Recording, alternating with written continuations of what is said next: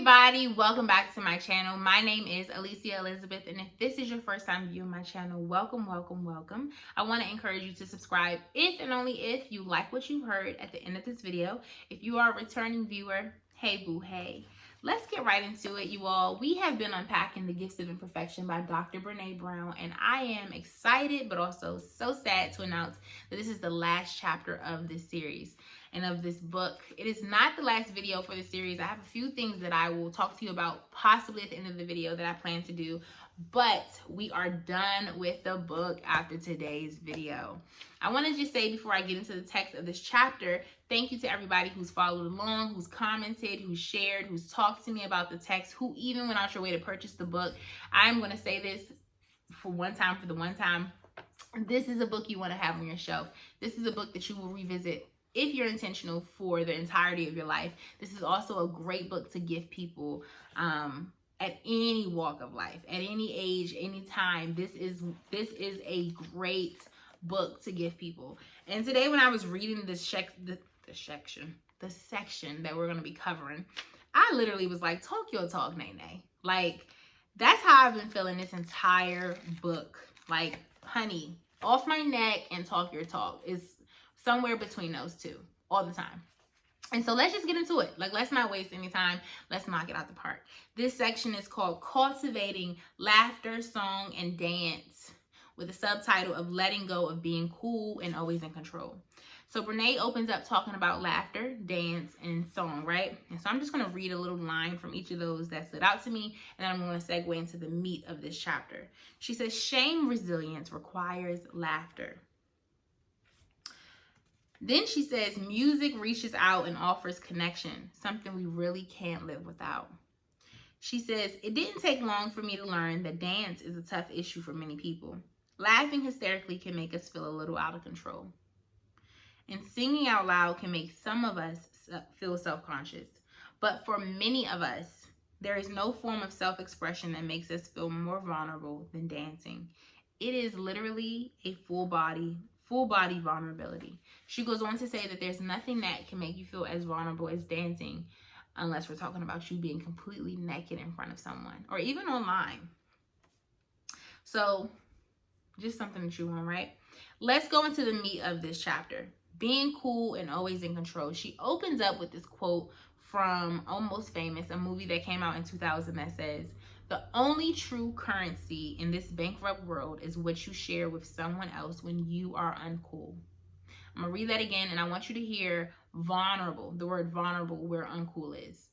The only true currency in this bankrupt world is what you share with someone else when you're vulnerable, when you're uncool. Okay? The quote didn't say that, but I believe that in that quote, it will be synonymous to being vulnerable. I do not want you to walk away thinking that being vulnerable means being uncool. But in a world that is choosing not to be vulnerable, when you are deciding to be vulnerable, it can appear to be the uncool thing, right? Love that. All right, so I'm just going to read some things that I highlighted, chit chat with you, and we're going to call it a day. She says, there are many shame triggers around the vulnerability of laughing, song, and dance. The list includes the fear of being perceived as awkward, goofy, silly, uncool, out of control, immature, stupid, and foolish. For most of us, this is a pretty scary list. The gremlins are constantly there to make sure that self-expression takes a backseat to self-protection and self-consciousness.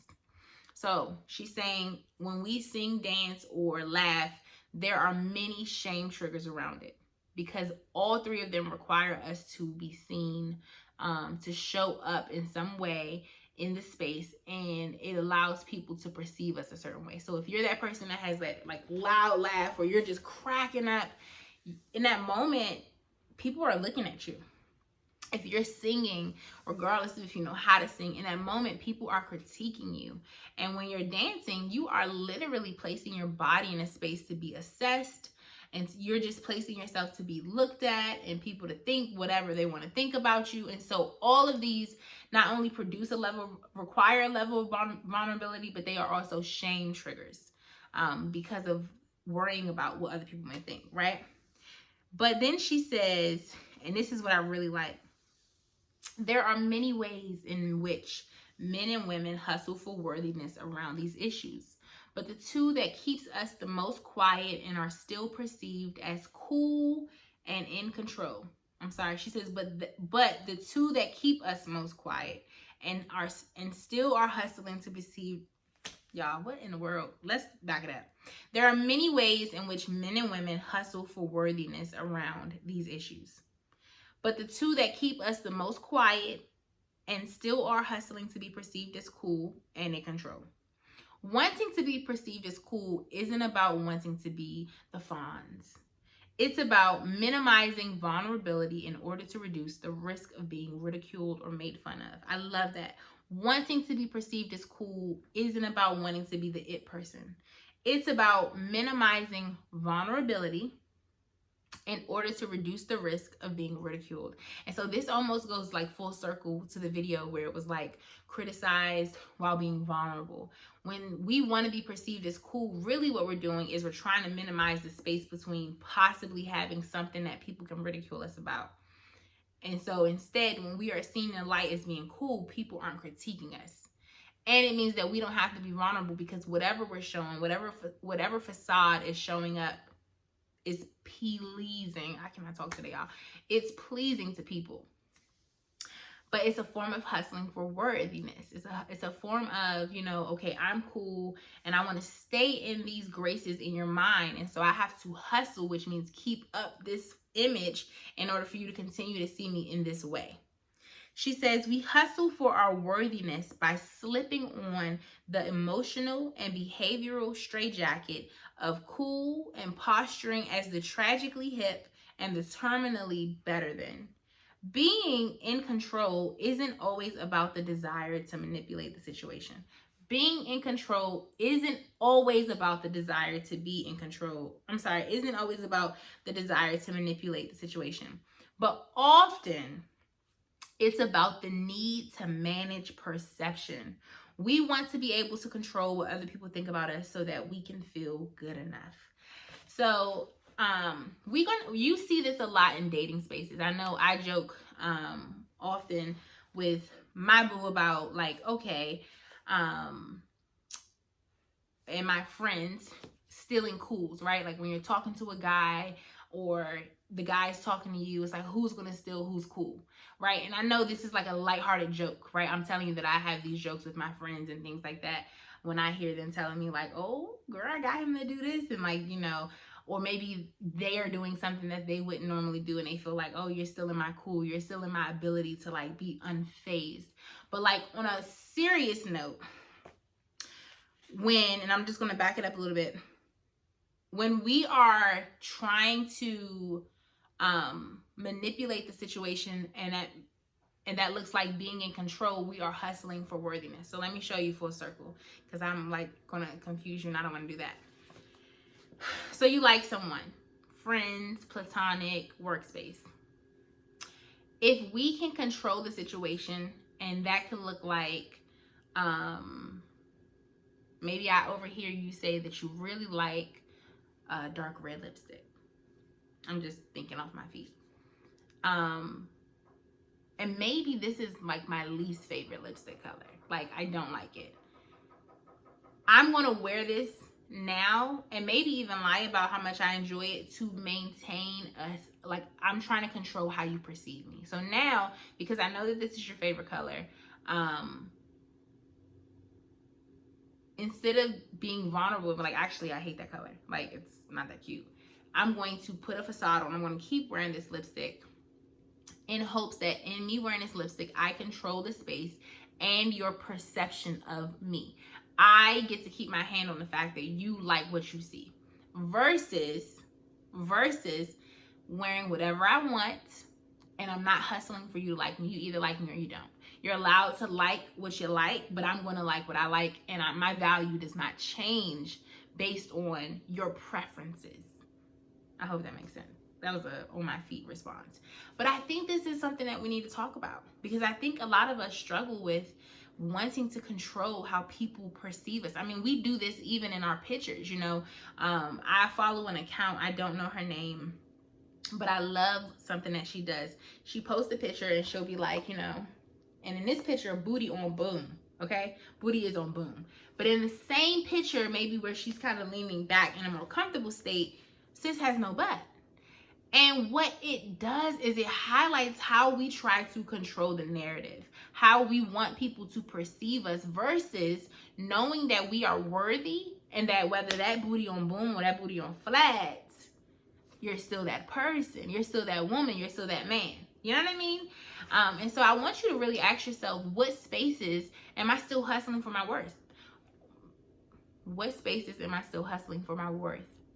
But underneath that question, I want you to ask yourself, what spaces am I controlling the narrative? Because maybe you don't think you're hustling for your worth, but are there things that you do that put you in a situation where you get to control how people see you? Right? So like what comes to mind is like even like my home, right? I'm just thinking about my home. Vulnerability is letting people come over unplanned, not happening. But it's not because I don't want to be vulnerable. That's just like a respect thing. But I'm just saying, like, listen, follow me. Vulnerability is like you can pop up whenever you want. You can see me in my element whenever you come over. Controlling the narrative means I don't have people over unless it's been arranged. Because now I can make sure my house is always tidy, which means you will always think I am clean. Okay? I think those examples help. And let me just say, because my people's watching, love y'all. But mama raised me that you need to let me know you coming over. And the house can be tight and right. It could be clean day. It could be the clean day. The day that I clean the whole house top to bottom. You better let me know you coming through and be like, nope. Okay? Off topic, but necessary to say. Then Brene talks about how she says, I grew up in a family where being cool and fitting in were highly valued. You guys and gals, I want you to take a moment and ask yourself, what was the values in my household? Did mom or dad people please? Did they hustle for someone's worth? I mean, I hate to say this, but I think it's necessary to say. Sometimes we see this happen at church. Sometimes we see our parents hustling for their job's approval. Sometimes we see our parents hustling for one another's approval. Did I grow up in a household that valued fitting in and being cool? That is heavy. That's heavy. She says, and as an adult, I have to constantly work at allowing myself to be vulnerable and authentic around some of these issues. She said, I could laugh and sing and dance as an adult as long as I stayed clear of being silly, goofy, and awkward. For years, these were shame triggers for her. This also makes me think, but it just reminds me that we have to be intentional to renew our mind. I know, and again, I'm going to talk about this in Thursday's video, but I know that since I've started this series, because it's on my forefront, I'm always like, when I have the opportunity to lie or try to fit in, I go back into my tool bank and I'm like, no, I'm not convincing you that I'm worthy. I'm not going to participate in spaces that make me shrink. I'm not going to, go to spaces where I have to fit in because I know there are spaces where I belong, just things like that. And so it's interesting that Brene can acknowledge that the spaces that she grew up in has now ushered her into a lifestyle that she has to constantly remind herself to do these things, because if she doesn't, there's shame triggers, almost like not being good enough, because mom and dad would not have it if this was going down, right? She says, I learned how much I missed while pretending to be cool. Y'all, that is good. That is so good. She said, I learned how much I've missed while pretending to be cool. I realized that one of the reasons I'm afraid to try new things is my fear of being perceived as goofy and awkward. She put in parentheses things like yoga and hip hop exercise.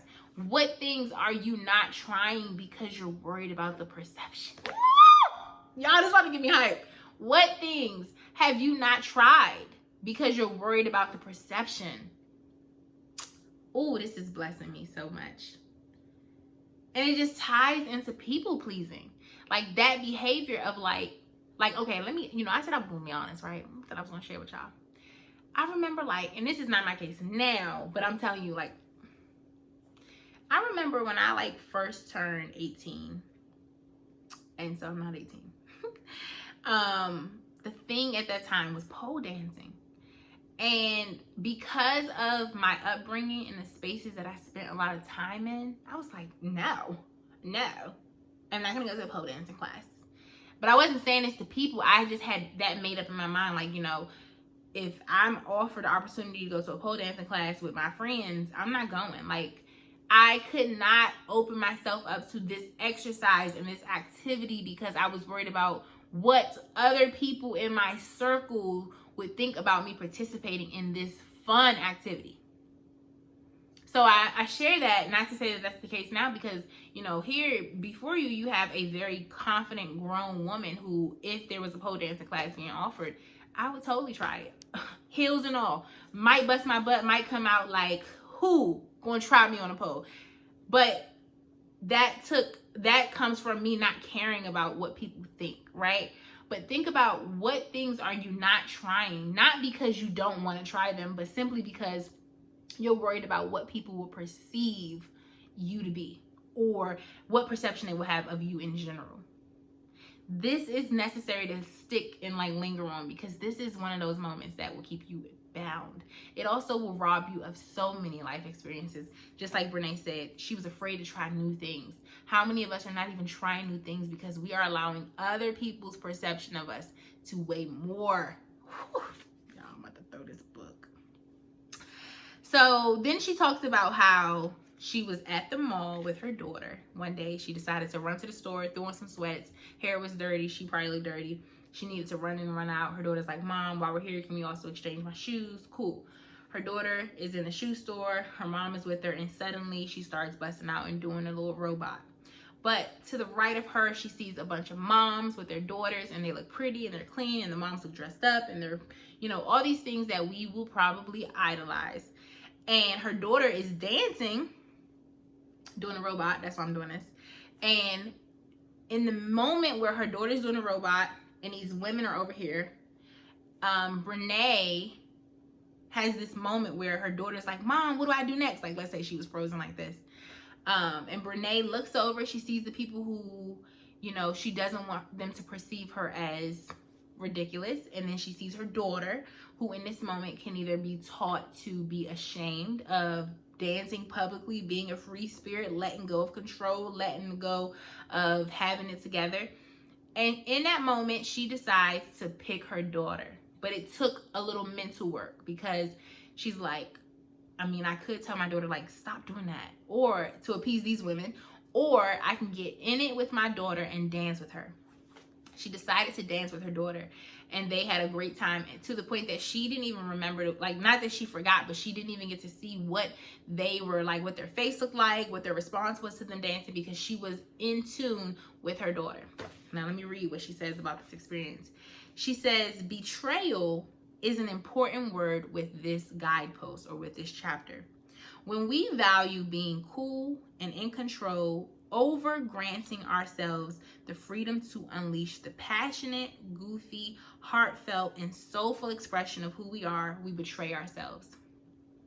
When we consistently betray ourselves, we can expect to do the same to the people we love.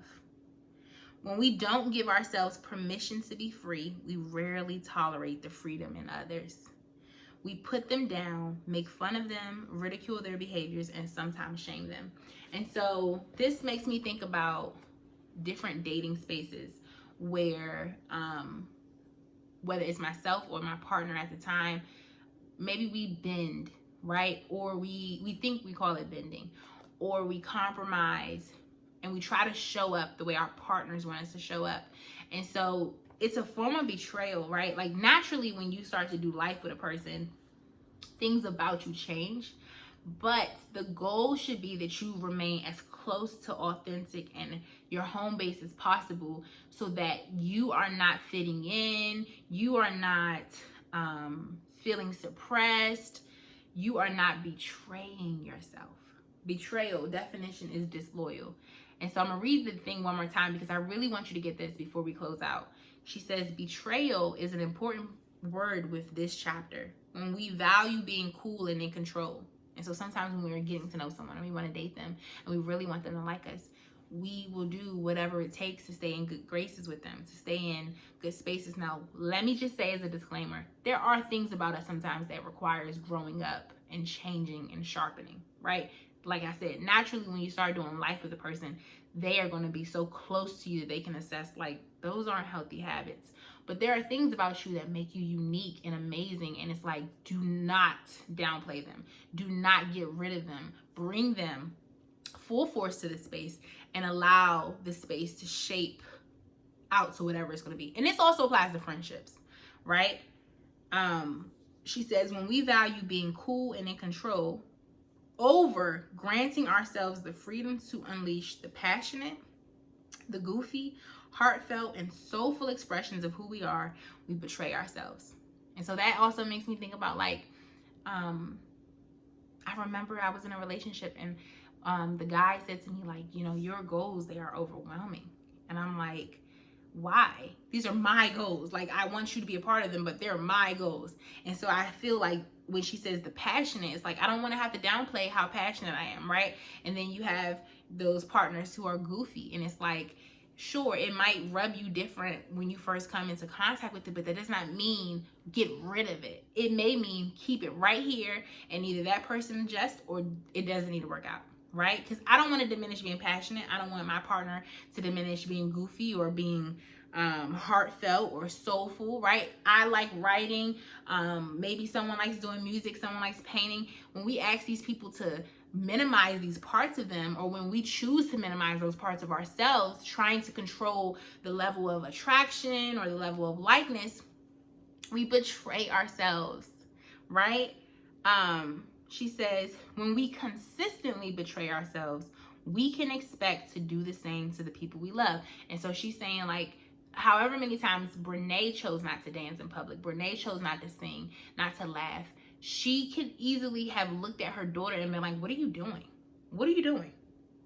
Because this is not normal. It's not normal to me, and you doing it does not make it any more normal, right? So this goes back to the previous videos where we talked about, like, how we love ourselves. It shows in what we allow people to do for themselves, or, like, our relationships are mirrors, right? And so the rigidness that we may have in friendships probably is the rigidness we have within ourselves. Like, literally, that is how it works. And so she's saying, because we betray ourselves, we expect other people to do. We will betray the people we love as well. We will challenge them on their level of freedom, their level of authenticity, their level of shame, resiliency. Whatever in them strikes a chord in us, we will have an issue with that. That's probably another video. She says, when we don't give ourselves permission to be free, we rarely tolerate freedom in others. We put them down, make fun of them, ridicule their behaviors, and sometimes we shame them. So I just want you all to think about that. The point of this chapter is very simple. Learning to laugh and dance and sing, because those demand a level of vulnerability from us, but also learning to release being in control and trying to be cool, because those move us further away from being vulnerable. And a big thing about the Wholehearted Living series, and I've been calling it, I have said the Gifts of Imperfection when I introduced it, but I've called this series the Wholehearted Living series because the strategy that's being provided will allow you to segue into living wholeheartedly. And so we're going to talk more about this. Do not worry. But again, thank you for rocking and rolling. This has been such a pleasure to do. And I'm looking forward to the next book. I'm looking forward to the next couple videos and the things that I have in store for you all. Actually, I might just say it if you made it this far in the video. I have a few people who have been following the videos, and they have agreed to have like a roundtable discussion because we are in quarantine. It will be on Zoom.